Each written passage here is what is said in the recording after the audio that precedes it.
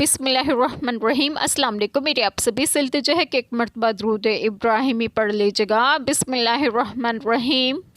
اللہم صلی علی محمد وعلی آل محمد کما صلیت علی ابراہیم وعلی آل ابراہیم انک حمید مجید۔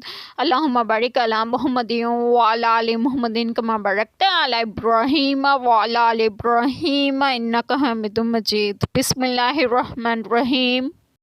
بے شک ضرور تمہاری آزمائش ہوگی تمہارے مال اور تمہاری جانوں میں، اور بے شک ضرور تم اگلے کتاب والوں اور مشرکوں سے بہت کچھ برا سنو گے، اور اگر تم صبر کرو اور بچتے رہو تو یہ بڑی ہمت کا کام ہے۔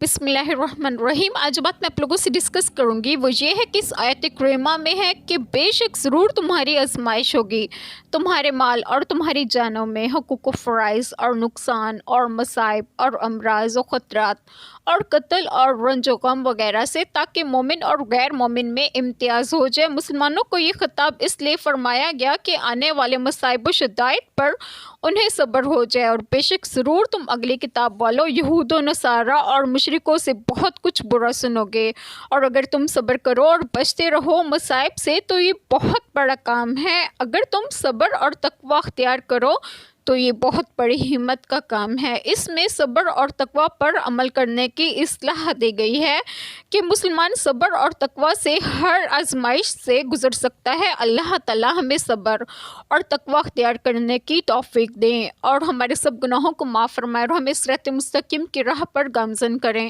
اور آپ سب کو آپ کے گھروں میں خوشی خرم رکھیں، اور صحت و تندرستگی بھی دیں۔ آمین۔ جزاک اللہ خیر۔